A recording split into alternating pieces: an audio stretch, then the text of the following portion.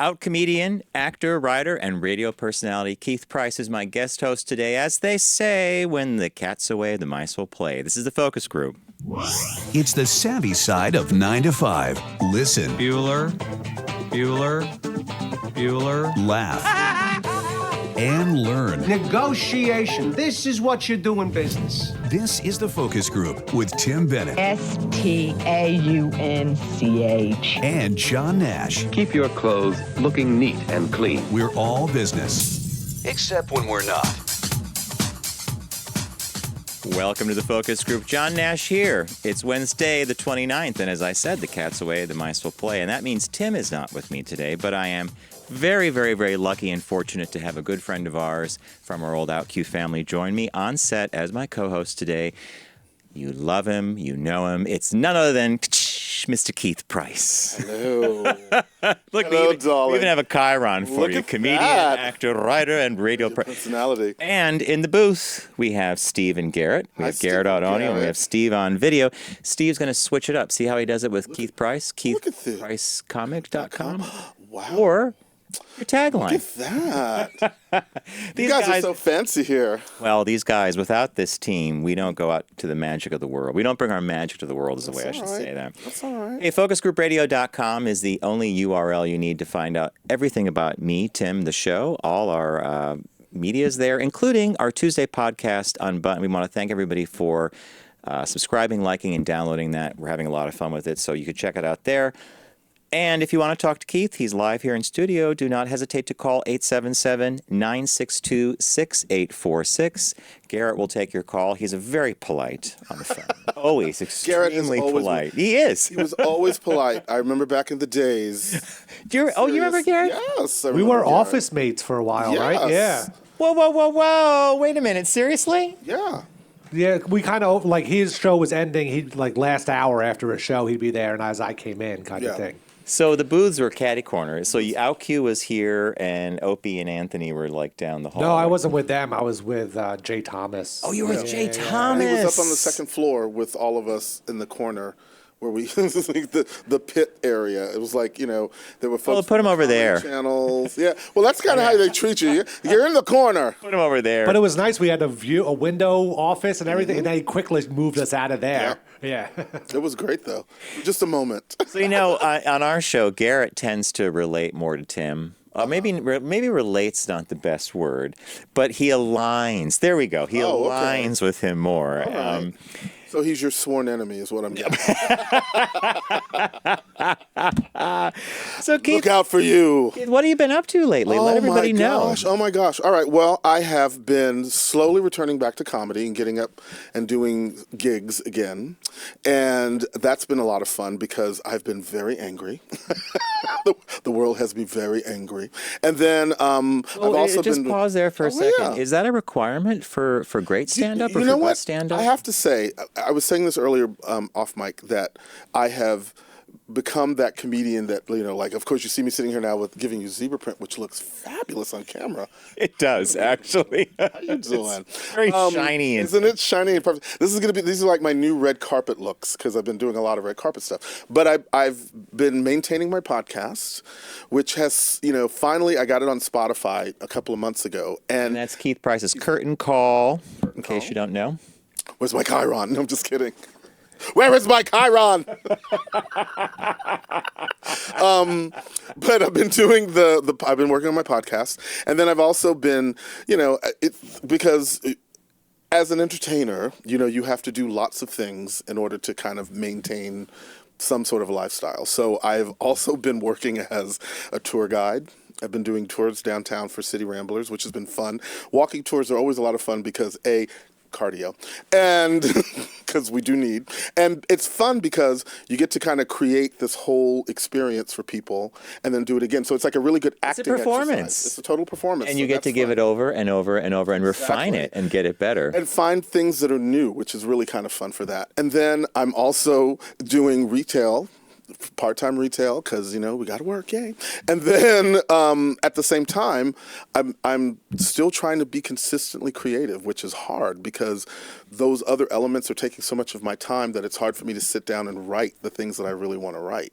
And so now I'm like fighting to try to be that creative person that I've. But the always writing been. part, the writing is like It's like you writing just for have to your sit- show, or writing just for your show, and also too because I've been trying to get into the blogging thing because the blogging stuff is where you can kind of churn out other ideas for your stage moments. Like you can get into the harshness of what you want to say with a blog, but then you can turn around and still, when you're on stage presenting the same material, you can talk about it and find a lighter place to make it work as a comedy piece as well. So it's kind of like a dual activity, just like talking about I'm working on a piece right now about how I feel like toxic masculinity started with Mad Men in our country. Like once Mad Men became a popular piece of So Keith, how long? stuff. Like I'm trying to remember how far, because for me, everything is yesterday. Yeah. But Mad Men was actually several years ago. 2006, 7, whatever that was. And it kind of went, And and it then went- they took a break, and they finished up. But Right. so it really was a chunk of time ago. It was a chunk of time ago, but I feel like it put a very strange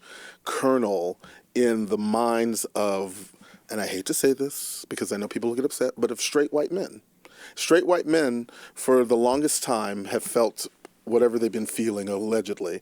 And I feel like when Mad Men came back to fruition, it gave them an idea of thinking about themselves differently. Or license, too. Or a license to think of themselves differently. And that's kind of like, if you think about when that started and you watch the kind of parade of crazy that we've been living since then, it kind of makes sense. Just a little bit. It's sort of like The Handmaid's Tale right now. Hello. I'll be curious to see if you put that out there, like if you're doing a blog post, what kind of feedback you'll get to that thesis, right? Because, I mean, it's a crazy idea, but I've had an opportunity because we watch entertainment from different places doing what we do. And so I've been able to kind of look at it from beyond just the, oh my God, Don Draper is so hot. Which he is, come on now, hello, very famous. But at the same time, it didn't.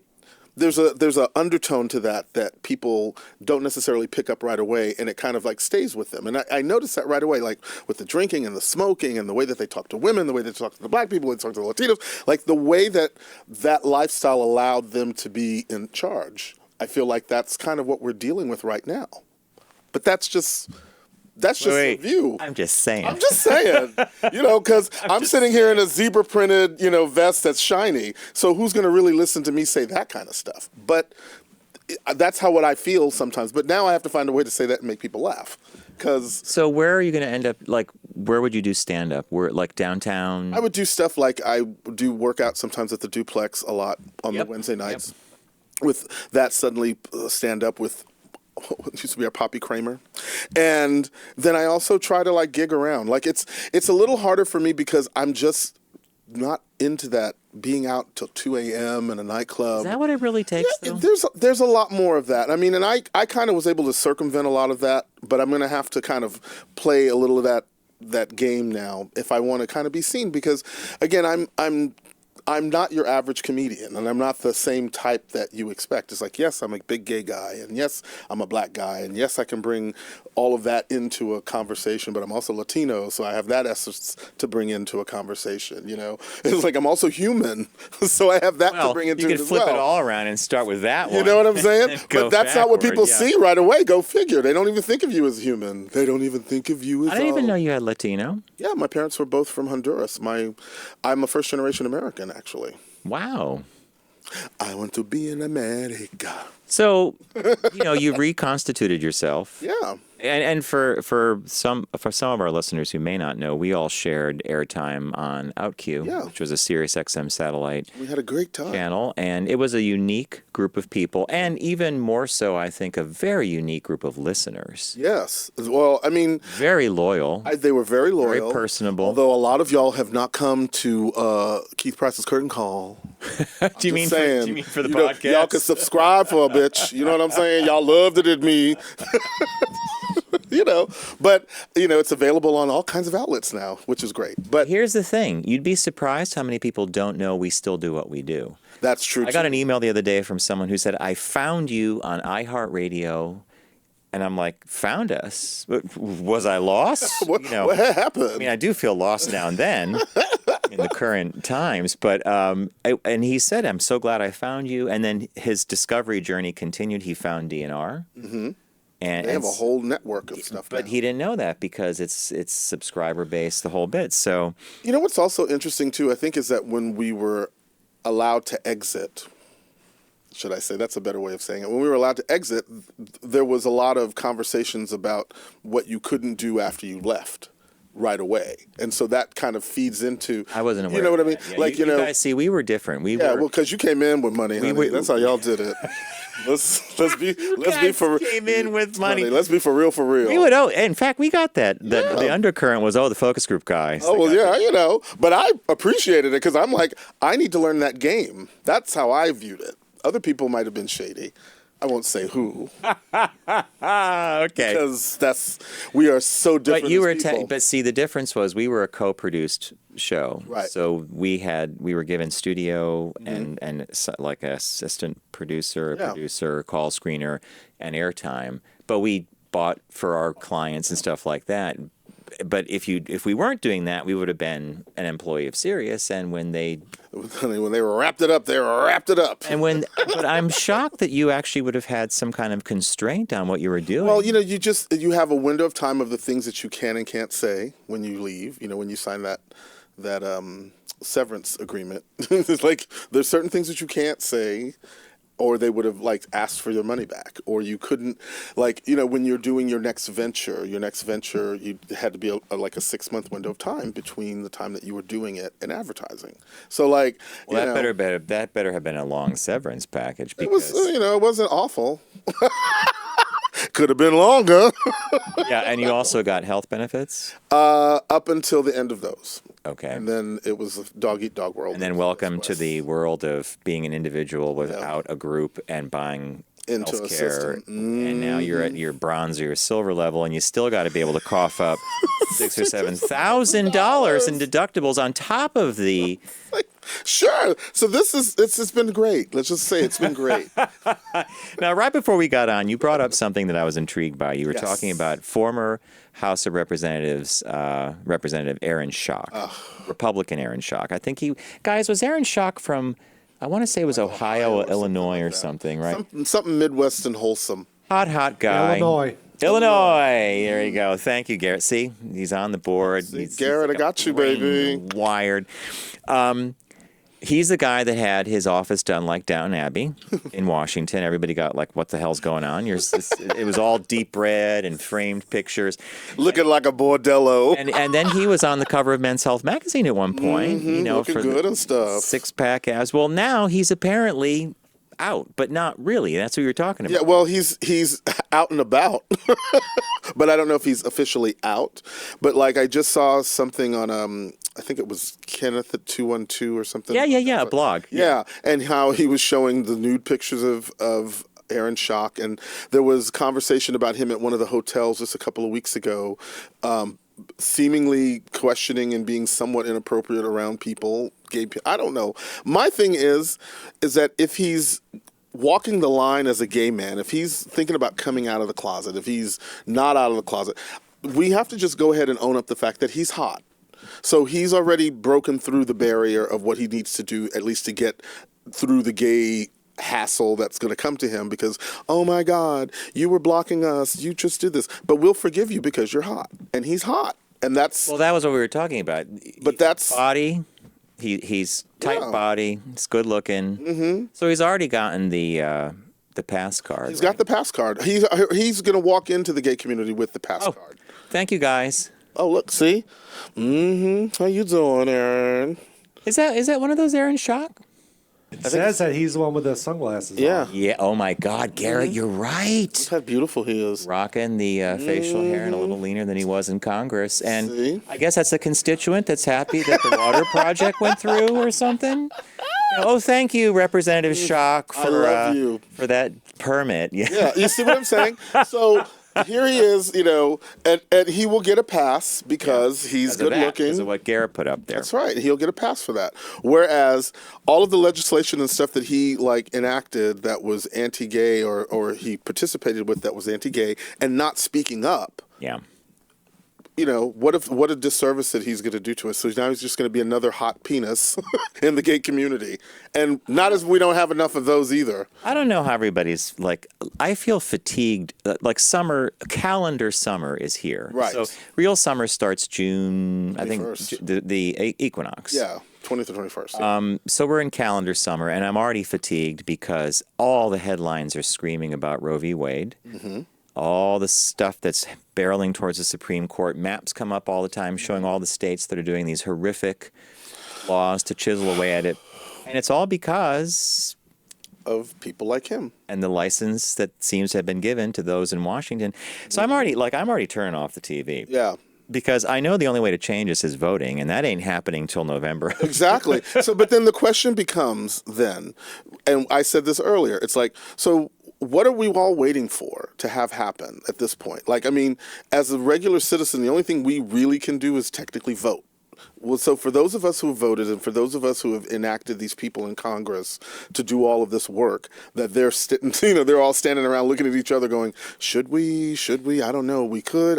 If we did, possibly, something could happen. But then let's look back and ask our constituents what they think. And I'm thinking to myself, don't look back at me because we put you there. Yeah. So you do your work. And then you come back to us with the results that we think we need to have. But I'm the guy in the zebra. The zebra print. You're matching the cat's bow tie. away, the mice will play. Don't forget the matching bow tie. Now, do my little cue thing. Oh, I forgot. Cue the segment. Which is what caught? What caught your eye? What caught your eye? Here's what Tim I and John messed it found. up. No, you did not. You're fine. You're guest hosting. You don't know how these things work. It's okay. Because I was You did prepared great. for this segment because I saw something. See, everybody likes when the fourth wall is broken. Is that what we call you, the fourth wall? You guys have been calling the fourth wall. But I love that. I'm happy with 3, but now I'm glad there's 4 because that means the building's more stable. Exactly. So what caught my eye is something frivolous, completely different than that very serious topic we were just on. Yes. And does everybody remember the I'm a Mac, hello, I'm a Mac, I'm a PC ads? Yes. It's Justin Long was always Mac, and John Hodgman, who I think was on The Daily Show, was always PC. Right. So recently, Justin Long said that Steve Jobs rejected many of the I'm a Mac ads because they were too funny. Now, when was the last time someone told you, no, don't run that, it's way too funny, people are going to laugh too hard? But the reason is very strange. So Justin Long said he shot 300 ads, 66 of them made it to the air, and he said he began to notice that some of the funniest ones would never air. Apparently, the reasoning behind this was that Steve Jobs, quote, preferred when the ads weren't super funny because then it would detract from the point of the commercial. Now, see, I was confused by this because the point of the commercial is to make you laugh, I would think, right? But it was to sell Apple products. Okay. And not create entertaining comedy routines. So I would have liked to have seen the ones they cut, but I did pick 2 that I found on YouTube. There's 66 to go through. But I found 2. So let's see. Steve's going to cue up. I'm a Mac. And I'm a PC. I actually just finished a home movie. That's so funny. I just finished my own home movie. I did it on iMovie. It was really easy. Well, I doubt it's as excellent as mine, but I'd be happy to take a look. Yeah, that would be great. Roll it. Hi, I'm a Mac home movie. Home. It looks really professional, right? Well, great. Bye. Wait. What? What about yours? Can we see yours? Please. Well, okay, sure. What's up? PC home movie. Work in progress? So I kind of picked that one because we're close to Pride Month. And does it ever fail when you put a guy in a dress and a wig and they don't even try to look like a woman? I mean, That that's always the works. part of that one. That just that's what walk down works. with that. And we have one other ad, I think, Steve. Hello, I'm a Mac. And I'm a What, are you PC. going in for a checkup? Well, I'm upgrading to Vista today, which is great, but I get a little nervous when they mess around with my insides. Well, what do you mean? Is it just straightforward? Not really. Like a lot of PCs, I have to update my graphics card, my memory. If I want the premium package, I need a faster processors. It's major surgery. I'm sorry about that. Listen, Mac, if I don't come back, I want you to have my peripherals. Oh, come on. PC, you're not good. Speaking of peripherals... See, now, I've watched that a couple times. And that last line, what do you guys make of that speaking of peripherals thing at the end? I'm thinking his butt's hanging out of his hospital gown. Exactly. Exactly. Yeah. Garrett, thank you. Thank you. You nailed it. I'll have to watch that again to make sure. But you're absolutely right, because it's the turnaround. He walks off, speaking of peripherals. Okay. All right. Even though he tried not to look, he was forced. He couldn't help but see from the side. So, yeah, you remember those ads? I do remember those ads. And imagine being, as an advertising guy, I can't imagine a client saying to me, oh, boy, these 66 were going to air, but these others... We're too funny. They're just too damn funny. Like, who says that, right? I wonder, because I think in the end, like you said, it was about not taking away from the product. Correct. But the bottom line is, when you remember the product, you will remember the product because of a laugh, of a really commercial. funny commercials. I mean, that or a sassy theme song, because I still to this day love me some Angelique. I can bring home the bacon, fry it up in a pan, and never let you forget you're the man, 'cause I'm a woman. Angelique, come on, don't you remember that? How could I not right now? Oh, my God. The whole ad is living in front of me. In all of its zebra glory. Don't Oh, my you God. remember? Yes, the minute you sang it, I'm like... I mean... Again, Angelique. I remember things for weird reasons. Like, you probably remember looks like a pump, feels like a sneaker. And the nuns are playing basketball in high heels because they're supposed to be really comfortable shoes. Now, there's nothing sexy like what you just pulled off. None in the shoes. Playing back. Oh my And the heels would make these noises on the Right? court. Looks like a pump, feels like a sneaker. Why would I remember that and not that glorious, like... You know what I mean? Or Dr. Pepper, the Dr. Pepper commercials from the 70s. I drink Dr. Pepper because I'm proud. I'm part of an original crowd.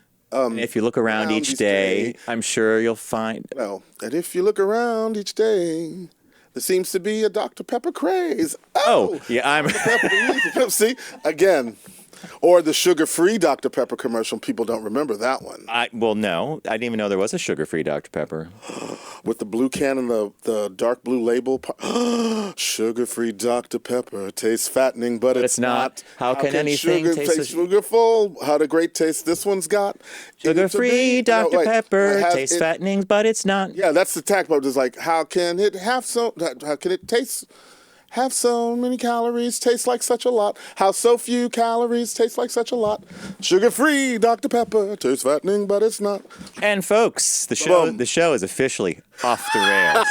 I believe we've gone through a roundhouse into a different track. All right, but that's all right. We're going to try to keep it on track. Bring it back. Because we got Keith's, by the way, Keith in our second half is going to go over a huge amount of stuff to see and do in New York in June. But before that, we have a business birthday. Everyone does celebrity birthday greetings, but the Focus Group is the only show in the universe that celebrates business birthdays. So I'm not Tim. If you haven't guessed this already, and Tim does a darn good job with business birthday. Neither am I. So, I'm on the phone with Tim the other day. I talk to him every day, and he's in Boston, by the way, giving a speech for a friend of ours who is retiring, and it was you had to do this day, so. Mm-hmm. He said, hey, are you going to do a business birthday? I said, well, it's the show. I should really do the business birthday. He said, well, I'll help you out. Mm-hmm. So I get a text message, and it just said, Carl Henrik Svanberg, Volvo, there's your business birthday, done. Well, guys, Tim does a lot more than just look up a name. He does a whole big thing. So, all right, so we're going to go ahead. So today is the 67th birthday of Carl Henrik Svanberg, who is the current chairman of Volvo. Is that a current picture? That is a current picture. Not bad for 67. I was going to say, right? yeah. How you doing? He's holding it up. He's doing his thing. Mm-hmm. That's money, though. So before, girl. Right. Girl. I feel like it's turning out cue. Exactly. So before he was chairman of Volvo, he was the CEO of Ericsson, telecom company Ericsson. And he was also on the board of several different companies, notably, and I think Tim would have done exactly what I'm about to do. So he was apparently on the board of BP during the time of the Deepwater Horizon spill in the Gulf of Mexico, right? I do remember. He met with President Barack Obama to discuss BP's responsibility for the effects of the Deepwater Horizon spill. He caused a PR uproar by afterwards expressing BP's concern for the common people along the Gulf Coast of the United States whose livelihood is threatened by the oil spill by saying, in quotes, "We care about the small people." So what happened was he was drawing upon a Swedish phrase. I'm going to, if Tim were here, he'd tell me not to do this, right? Den lilla maniskan. Mm-hmm. Somebody in the audience, you could write and correct me. I'm not going to pay too much attention because I just butchered that. Right. But the correct translation of the Swedish phrase would have been the common person. So when he's giving his press conference and they're translating and he says, "Din lilla manch," whatever, and everybody's like, oh, he cares about the little people. But in fact, he cared about the common man. That's what it really meant. That's what it sounded like to me. I mean, I wouldn't have gotten that bent out of shape considering that he's German. So, Svanberg subsequently apologized for the term and attributed his unfortunate choice of words to a slip in translation. Exactly. Someone lost a job over this. Probably. Someone lost a job over this. Which is so sad that you could lose a job for one word, but that's how it goes, yo. Now, the show's going to take another turn. All right. Where are we going? We are going to deep discount land. Ooh. And I love a bargain. And you love an opera glove? Of course. Check this out. Steve has this magic way of doing things. Okay, so as most of you know, Deep Discount is a partner of ours here on the Focus Group. Go to focusgroupradio.com and click on the Deep Discount logo, which in fact is a shark. Arr! Now look, my arm will disappear because I'm wearing the green gloves. See? Arr! It's time for the Deep Discount read, Keith. Welcome to the show. And you could tell me how pathetic my puppeteering and the voice is. Or are you just in shock? Both. I didn't know there was puppetry. Keith just picked up his phone. He's probably putting I'm in the children's ward of a hospital and they're doing a thing with Deep Discount and a puppet right now. So, Keith, I'm so glad you're here today to help with the read. Fantastic. So that's the puppet. Hey, it's a site-wide summer sale. All right. Own your passion. If I had to ask you, what would be, just off the top of your head, name a favorite movie? Oh, God. Ugh. Blazing Saddles. Is Blazing Saddles available at Deep Discount? Steve's going to probably plug it in and see for us. But yeah, I could guarantee you that it is. Oh, well, two great movies by Mel Brooks. In fact, Blazing Saddles was just on AMC recently. Yeah, look, they have the Blu-ray, they have the DVD. See? And if you watch it on broadcast television, it's not the same. They cut out all of it. Half the stuff is left on the floor with these beeps and... Because, again, it was a different time. And it could never be made again today. It could never be made again. At a site-wide sale, Keith would do Blazing Saddles, which I think is fantastic. Mm-hmm. I'm going to not pick a movie because I have too many movies. Instead, our friends at Deep Discount have done a really cool thing. Are you a Blue Velvet fan? Oh, my David God, Lynch? David Lynch. Yeah, I remember going to that movie in the 80s and going, do you? What the hell was that? That's what I remember walking out of. I have no idea what that was Dennis about. Hopper, Isabel Rossellini, Kyle MacLachlan. Mm-hmm. Okay, so our friend Lauren at Deep Discount sent me 3 or 4 copies of Blue Velvet, and we're going to give a couple away today. Oh, groovy. And it's from Criterion. So everybody who knows the show knows when we talk about Criterion, it's the gold standard of movies. They take it, they remaster it, they have all these great things, 4K resolution, alternate soundtrack, lost footage, Blue Velvet Revisited. Wow. That was a crazy remember that time. Dean Stockwell? There's a candy-colored land they call the sand. And then the woman just dancing for no reason. I mean, it was just a whole lot of stuff. You know how the movie begins? Kyle MacLachlan, I think, finds a severed ear. Yeah. Yeah, your memory's good. Okay, so listeners, we're going to give away a couple copies of Blue Velvet, and here's how it's going to work. Garrett is going to play a clue, an audio clue from a movie. If you know if you know the name of the movie, simply send us your name and address to letters@focusgroupradio.com. And if you're one of the first 2 or 3 people that do this, you're going to win a Criterion Collection version of Blue Velvet. It's great. This is great. So, but you have to get it correct. Now, I didn't go too hard. Okay. Well, you can't say anything either. Okay. I've I done guess that. it. Well, I'll get it. We'll see. All right. So Garrett's going to play the clue. Finally, the vulgar Coleman in Florida, where Armand's home is. So actually, we don't know where we are until we hear our last name pronounced. Yeah. It always throws people for a loop when it's out of context, but you'd amaze the listeners. You'd be amazed. Listeners know this stuff. Like, Garrett, do it one more time. Finally, the vulgar Coleman in Florida, where Armand's home is. So actually, we don't know where we are until we hear our last name pronounced. If you know, I think, Keith, I think it clicked. If you know the name of the movie this came from, drop me a line at letters@focusgroupradio.com.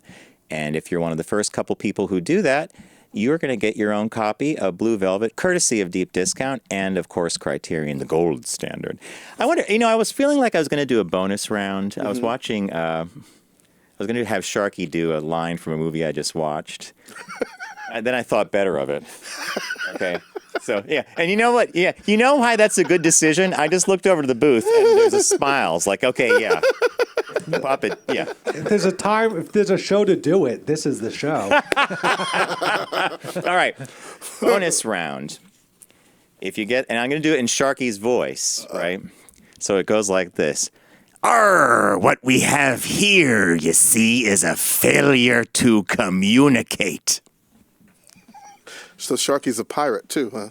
Well, it's a pirate voice, but the movie that line came from, I just was watching on TV. So I think I know that one too. Well, at letters@focusgroupradio.com, send away if you know the two titles. And so recapping, I just sprung it on Keith. I said, hey, choose a movie. I'm sure Deep Discount has it. He recommends Blazing Saddles or Young Frankenstein. It's a site-wide summer sale. And the new release is Blue Velvet. And we played a game. If you're on podcast, just rewind and listen to the clues again. You'll have a chance to win. We're going to take a super quick break.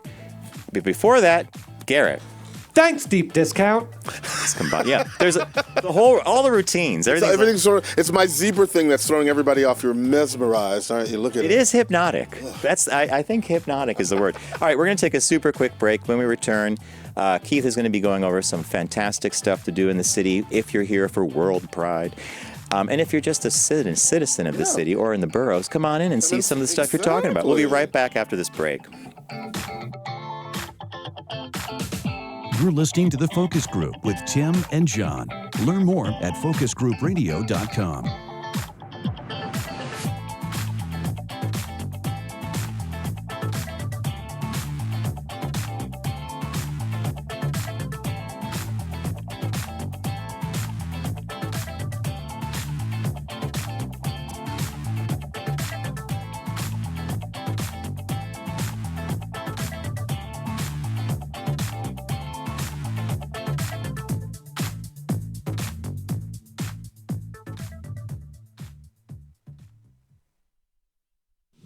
Focus on the savvy side of 9 to 5 with the Focus Group. Try, really try. Listen, laugh, and learn with Tim and John. I never try anything.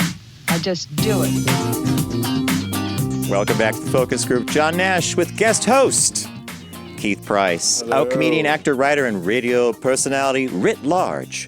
Voila. So Keith, Yes, my while we were at break, a bunch of people have chimed in with names of the clip. Okay. And they've done well. They've done very well. So I'm just going to say to Bob and Rob and Billy and Dan and Larry. Did they win? There's a bunch of people that have excellent job, guys. I'm not going to release it. We're not going to say anything right now because, that's... Do they still have to wait? Well, we wait for a little bit. Yeah, we always want to get as much in as possible, and then I think what we might do is if some people might get copies of Blue Velvet, and some people might get focus group socks because Tim found a stash of socks. Hey, I love the socks. Without further ado, I set this up before we went to break, so I'm going to say it this way: my husband Bob has a coworker who said to him the other day, "You better get ready to flee town because the world gays are coming in." Which I thought was great. The world gays. The world gays. The world gay. The world gays. But when I reached out to Keith and said, "Do you want to sit in with me on the show?" And then I know that you are, Mr. Broadway and show. I do enjoy. So you've put together a great list of stuff that people can see if they're in town, Broadway, off-Broadway, and as the bonus round, cabaret as well, which I really highly recommend. So the first item on your list that I had on mine was called The Prom. Yes. So tell us about The Prom. The Prom is a 7-time Tony Award nominated musical. Really? Yeah, 7 Tonys, including Best Actor, 2 Best Actresses, Beth Level, Caitlin Kinnunen, who's the little young ingenue, and Brooks Ashmanskas, who is one of the kind of veteran actors that's like, everyone in Broadway knows who he is, but the rest of the world is now finding out who he is, if that makes sense. Mm-hmm. But it's a beautiful story about, the 2 young girls who want to go to the prom together and all of the frivolity, the crazy people that don't want that to happen. And then there's these 4 actors who come from New York because they need a cause. And they go cause celebre, and they go to this small town in Indiana to help this young lesbian get her prom. And it is just one of the most delightful, one of the most touching. It's also one of the true kind of throwbacks to good musical comedy. Angie Schwarra, I haven't forgotten about you, Angie, girl. Miss Angie has a number. Give him the zazz. That's all I got to say. All right, so in your critique, how is the score and the music? Memorable? Fabulous. Memorable. Does it hits that bar of it hits you that leave bar the theater of humming a tune? If you or don't walk something? out humming, give him the zazz, then you haven't seen a show. Then you need to lose your gift card. And really, that's like the supporting, the featured actor character that she did not get nominated for, but that's another story. I got a lot of those on that list. Christopher Sieber, I'm sorry they didn't get you either. Josh Lamont, fabulous. I'm just saying, these are You know people. what? If Keith were given an acceptance speech at the Oscars, the conductor would start doing his They'll thing do the right music now, for me. right? And I'll be like, and music's still, coming. I love them. No. All right, so The Prom. The Prom. It is definitely high on the list if you're talking about coming to New York for World Gay Pride. Like, if you were gay and If you're a world gay. If you're a world gay and you come to New York City and you don't try to see the prom while you're in New York, then what kind of gay are you? I'm just saying. You can't be that gay. All right. I have a friend of mine who is gay that doesn't want to see the prom, but he's got a whole other series of issues. That's All the right. whole story. Next on our list here is Ain't Too Proud. Oh, Ain't Too Proud. Ain't Too Proud. I see ads on TV for this, and it's The Life and Times of the Temptations. Another unique opportunity like Motown to have an amazing African-American cast on stage and an ensemble. So you've seen this. I've seen this one. And how is it? I got to tell you, it is one of the most hopping, jumping, popping. It's like everything that you would want in a musical bio something or another. And this is the thing. Who's it? Dominique Morisseau wrote the book for the show. And it kind of follows along the lines of there's a documentary or a movie docudrama called The Temptation Story.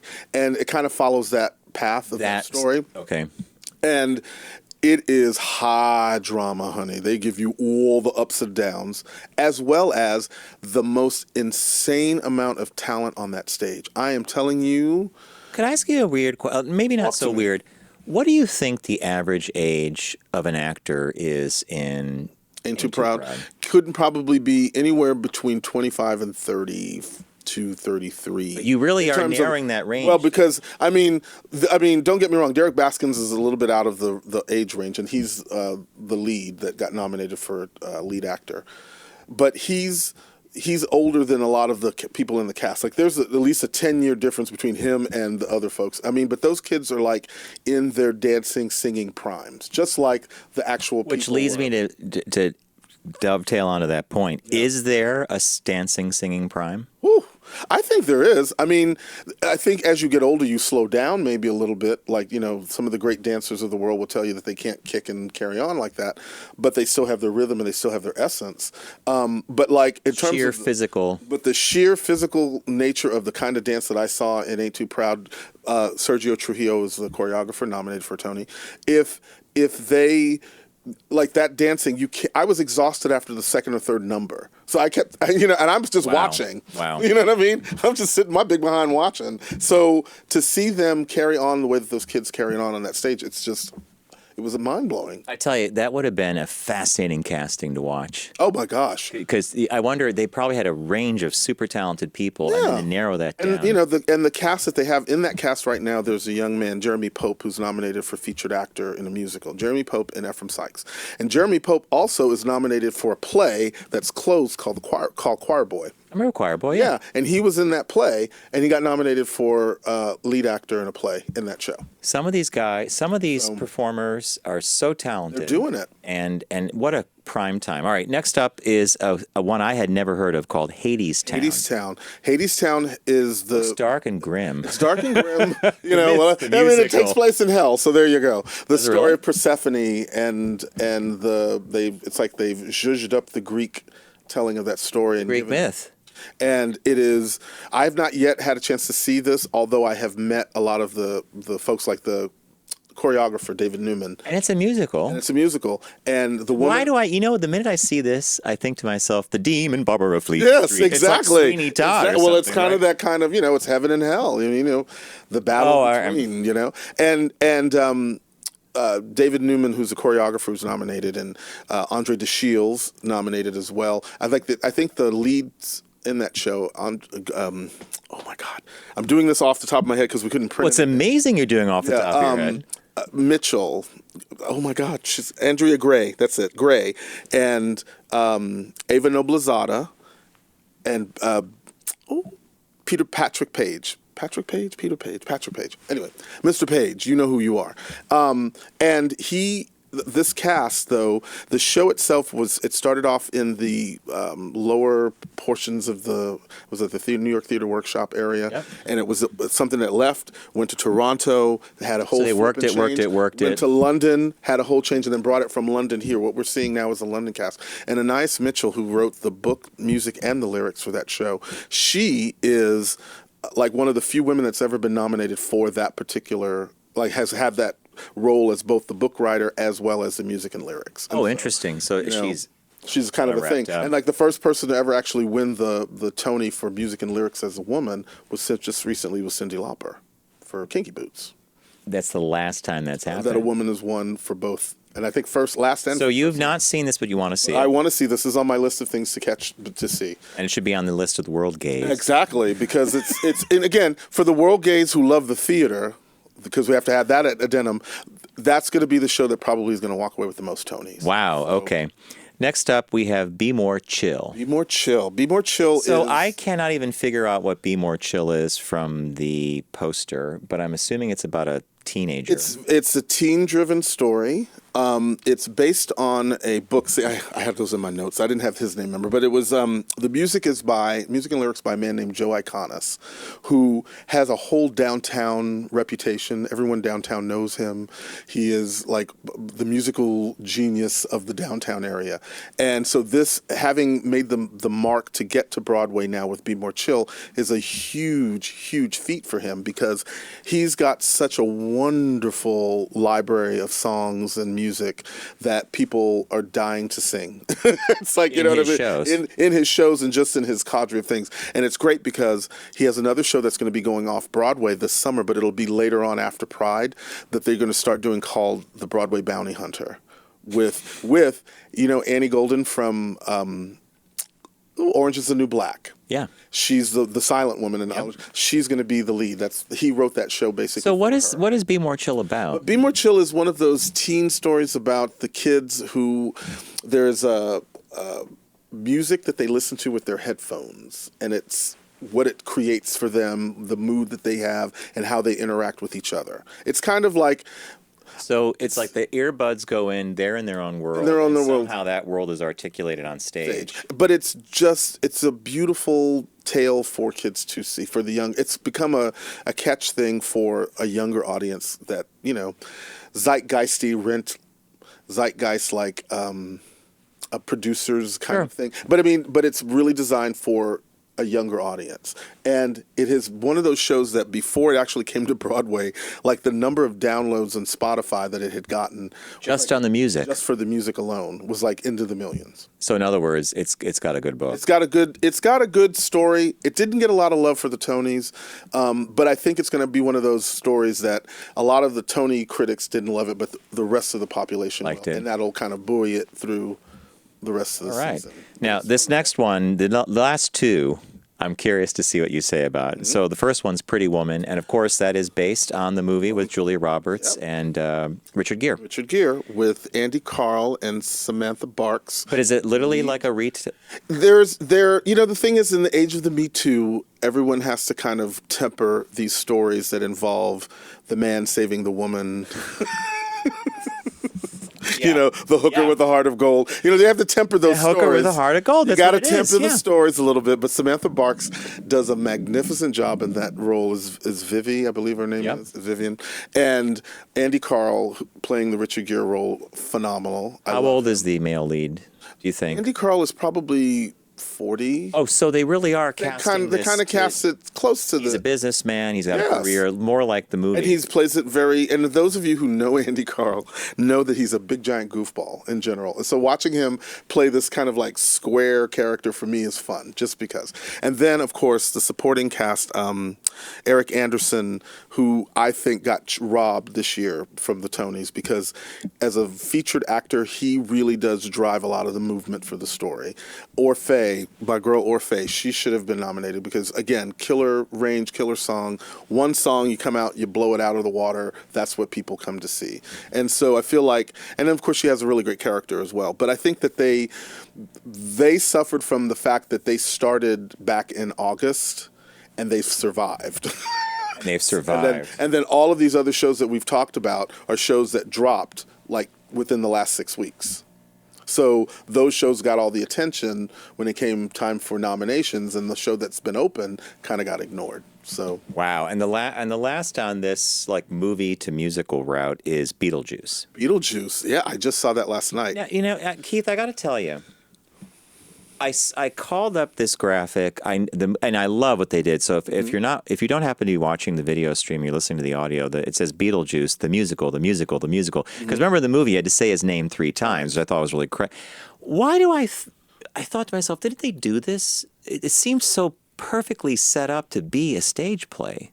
Well, I mean, this show that we're seeing now is the second incarnation of the show because they had a run out of town in D.C. So I'm not crazy. You're not there crazy. wasn't a Beetlejuice the musical. Yeah, Okay. that was in D.C. and that's the show that they brought back to New York After working on it and doing some interesting changes for things. I didn't get to see it in D.C., but I saw it last night, and I got to tell you, You saw it last night? I saw it last night, and that show is you got to be ready for high energy. You have to be ready for it's a visual feast because they're doing things. I can imagine. They've got the sandworms. They've got, these great things that they're doing with graphics. The songs. I have to be honest because I don't want to. Don't lie. Don't lie. But I'm going to tell you something. The singers, the actors, the performers that are in there, they're giving absolutely everything. Every vocal moment is genius.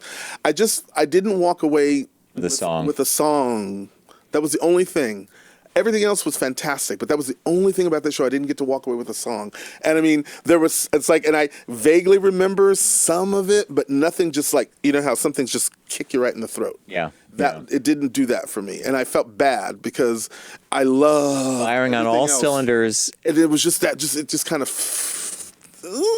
but there was like the numbers themselves are big and the performances are huge. Alex Brightman playing Beetlejuice shut the front door, and this young girl Sophia Ann Caruso, when she opens her mouth, you're just like, what? It's like, what kind of voice is that? Amazing, isn't Who it? does this? Alex Brightman, Carrie Butler. I love Carrie Butler. So here's one for you. My downstairs neighbor uptown where I live, he and his wife live below us. They have a beautiful new baby boy, but he is a musical director. And he has been working on a show for the last several months. He calls it a jukebox musical. But he said it's constantly being worked. And they took it to San Francisco. They came back with reams of notes, and now they're ripping some of the songs apart. And I said to him, "Is it really?" "Oh, yeah, yeah." He goes, "To get it to the point of a memorable, great book, it goes through a lot. Yeah, It's time consuming. It's not like it's sometimes months and years before these things hit the stage, right?" But again, though, like I said, do not sleep on Beetlejuice because it is a lot of fun. That's the thing. Oh, got it. All right. So visually, you're going to be like, visually, it's gonna get you. The songs are fun in the moment, but like I said, they didn't. A lot of them didn't stick with me because there's a lot of lyrics, I should say, that they use in the song. So it's very wordy. A pattern. It's not like Camelot. Oh, what do the simple folk do to help pick them up when they're blue? They sit around all day in a very ordinary way, and that's what simple folk do. That's a song from Camelot. Yes, but it's like there's a lot of patter in between those beats, though, in some of these songs. God bless them because I couldn't. I don't know how easy it is to memorize that kind of stuff because. Okay, it's think of how hard it is, and then you're doing your line, then you're hitting your mark, then you're doing this, then you're doing that. And these guys, the singing, the dancing, it's wonderful. The characterization stuff is fabulous. But there's a lot of moments in that movie too, or in the show that kind of throw back to the movie, like the shrunken-headed. Yeah. Thing, you have a lot of that energy there too. So I'm not poo-pooing it. I don't want you to think I was poo-pooing it. It's just that, like I said, I have to be honest about the songs because for someone like me, I need a song too. A hook. But the whole thing is just Alex Timbers, your direction, fabulous. He didn't get a nomination either, but that's another story. Those Emmys don't show anybody love. All right, off-Broadway, there are two shows. One I know, and I've heard from people, if I'm thinking the right thing, The Play That Goes Wrong. Play That Goes Wrong. It's been on for a while. Actually, that play transferred from Broadway to off-Broadway. Back to off-Broadway, only because there was a venue and it's such a need. It was one of those shows that honestly people... It was at one point one of the longest running plays in New York. And the key thing here about this is a play. It's a play. So, for those of you who, we've been talking musicals and big stage productions, sometimes people just want to go to a play. And I have a list of the Broadway ones. It's like I said, I couldn't use the printer, so I'm slowly trying to be subtle and pull up the list. But like on Broadway right now, there are lots of really great names of people that are doing stuff. We have All My Sons right now. It's oh gosh, the playwright's name just went out of my head. Wrote The Crucible, Arthur Miller. Wow, okay. So All My Sons with Annette Bening. Yes, and Tracy I Letts saw her profile on Benjamin CBS Walker. this morning, yeah. Yeah, and so that's there's a scene they show her where she's like, two sons, military, one goes off, I think, doesn't come home from war, and it's like a one-set moment, like it's a Victorian kind of farmhouse, and it looks like everybody's like vision of what Iowa or like whatever that would look like. And then it just gets destroyed. So Play That Goes Wrong is a comedy. Wrong. It's comedy. It's a farcical comedy. It's basically I've seen the ads on it. It's just a stage theater thing where everybody, everything that could go wrong in a production goes wrong. You know what I mean? Like sets fall, pieces fall, but it's so much fun for everybody. That's another one. And this other one, which I think is brilliant, is called Camp Morningwood. Yeah, Morningwood. Yes. So before the show, I said to Keith that John Waters did a summer camp. I don't know. It was either this year or last year, and it was vodka shots. It was like this crazy. Yeah. I thought this was his when I started to pay attention to it, but and it's a musical, a very naked musical. Oh, really? There's nudity. There's after about 15 minutes in, the clothes come off. I've been told. I actually just did a. Is this kind of like Naked Boys singing? It is a combination, as they said to me, of a Rocky Horror Picture Show meets Naked Boys singing. It's like you didn't respond. Well, that's because immediately when you said it's a combination and you said Rocky Horror, I automatically go to Frankenfurter, sweet transvestite from transsexual Transylvania. And in fact, my brain literally called up that video clip, and I'm like, okay, so how does that match with Naked Boys singing? Well, it is a Rocky, I guess. Well, there's a couple.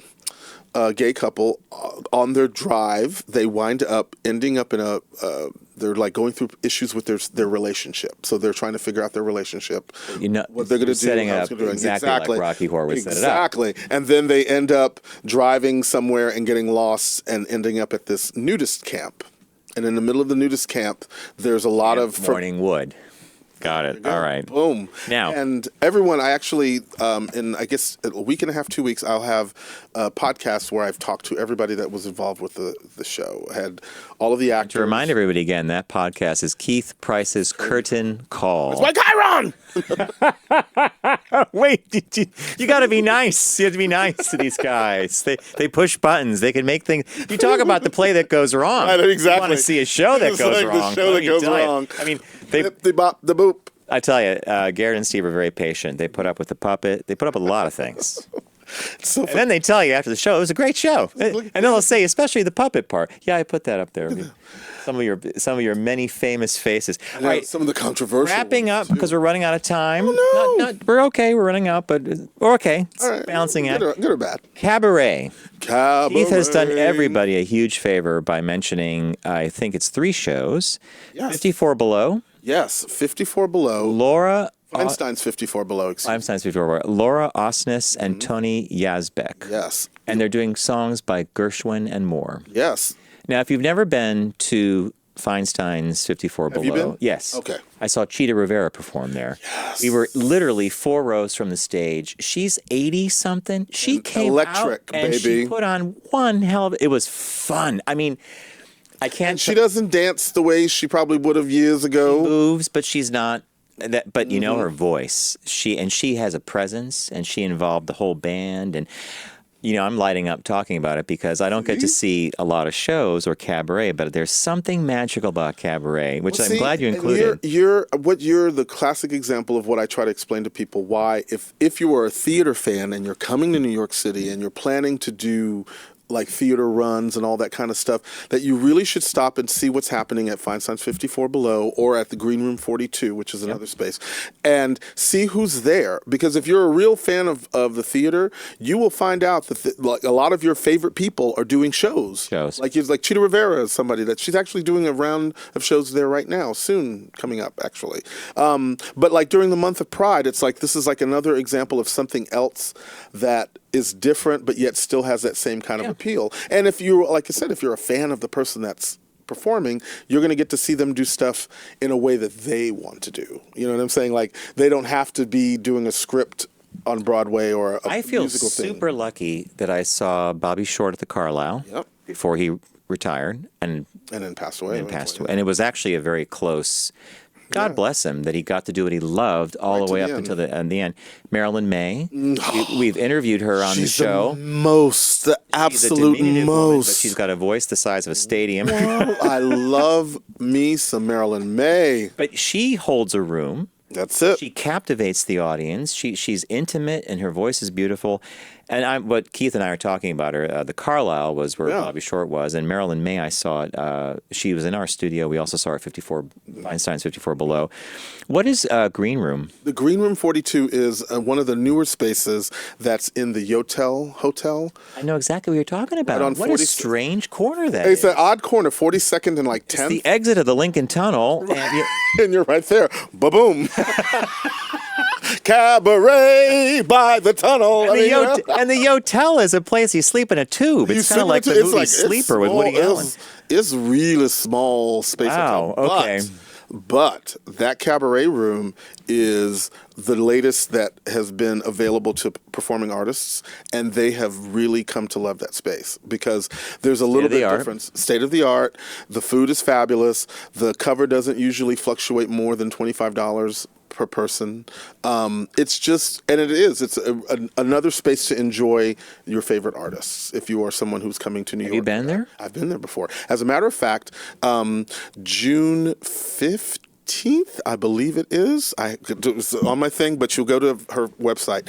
One of my favorite people is a woman named Vivian Reed, 2-time Tony Award winning. Vivian Reed, honey, she was nominated for Bubbling Brown Sugar. This is how far back she goes. Way back when. How old is she? Well, I don't think she wants me to give her age, but she's living. It's none of my business how old she is. You are so... She's living. You're courteous and you're kind. But let me tell you something. You want to go see a performance of someone who has been in the business as well as the Marilyn Mays and the stuff of the world, who is still kicking it and still giving you glamour on that stage.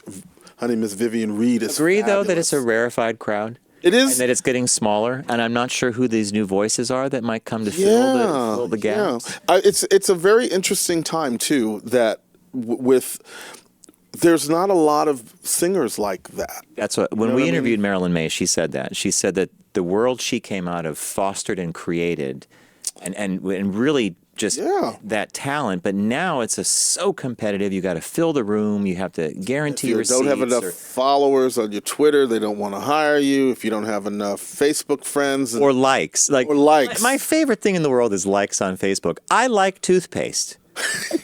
I like potatoes. I like water. Does that mean I'm buying them every second? And But I don't want to sleep on Miss Vivian Reed because I forgot the date. It's June 15th, I believe it is, at 7 o'clock. And if not, go to vivianreed.com. Easy and get that as well. And also, too, another space that I've forgotten about, too, is the Cutting Room here in New York City. Cutting Room, I'm curious about that. So that's still up and running? That's still open. They've moved. I remember it used to be like on 25th Street. It's now moved like further uptown, but it's like in the 30s somewhere in the Murray Hill area, kind of. And there's a wonderful young woman who's going to be performing, and I'm going to be interviewing her this week. Her name is Jessica Fontana. And Jessica Fontana is,